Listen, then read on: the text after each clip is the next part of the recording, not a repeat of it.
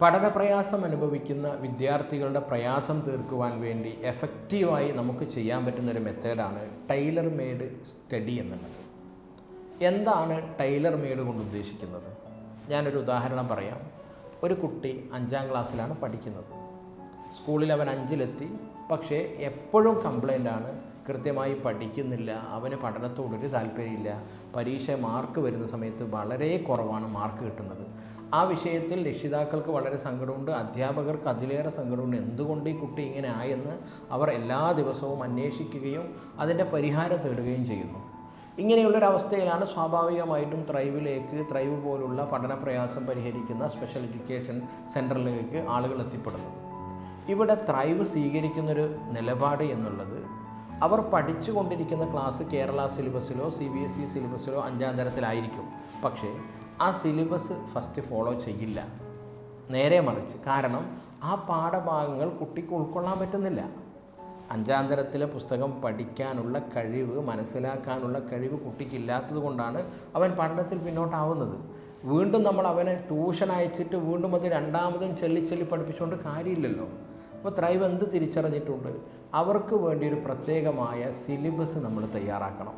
ത്രൈവിലെ സൈക്കോളജിസ്റ്റും special എഡ്യൂക്കേറ്ററും remedial ടീച്ചേഴ്സൊക്കെ ചേർന്ന് ഈ കുട്ടിയുടെ ബുദ്ധി നിലവാരവും ഈ കുട്ടിക്ക് മനസ്സിലാക്കാനുള്ള കഴിവും ഈ കുട്ടിയുടെ അറ്റൻഷനൊക്കെ നോക്കിയിട്ട് ഒരു പ്രത്യേകമായ സിലബസ് ഉണ്ടാക്കുകയും അത് വെച്ച് സാവകാശം കളികളിലൂടെയും വിനോദങ്ങളിലൂടെയും ഈ കുട്ടിയെ കാര്യങ്ങൾ പഠിപ്പിച്ചെടുക്കുകയാണ് ചെയ്യാറ്. സാധാരണ 5ാം ക്ലാസ്സിലെത്തിയ കുട്ടി അവൻ്റെ പാഠഭാഗങ്ങളൊന്നും പഠിക്കാൻ കഴിയില്ലെങ്കിൽ നാട്ടിൽ പൊതുവേ ചെയ്യുന്നൊരു പതിവുണ്ട്.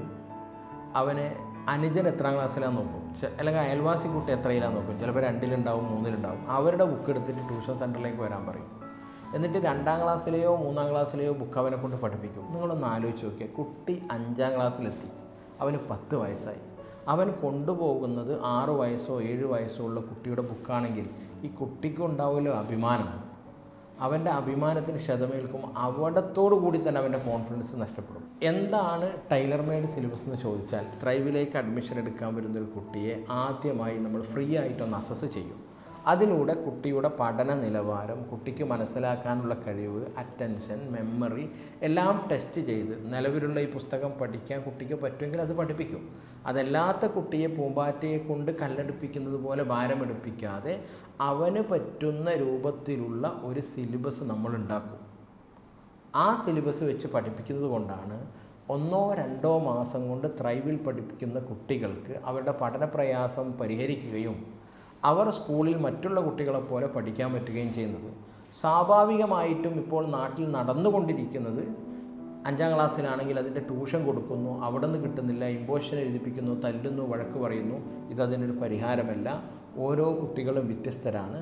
അവർക്ക് വേണ്ടുന്ന അളവിൽ കാര്യങ്ങൾ നാം മനസ്സിലാക്കി കൊടുക്കുക എന്നുള്ളതാണ് ഏറ്റവും ഫലപ്രദമായ, സയൻറ്റിഫിക്കായ, പ്രാക്ടിക്കലായ, റിസൾട്ട് ഓറിയൻറ്റഡായ മെത്തേഡ് എന്ന് പറയുന്നത്.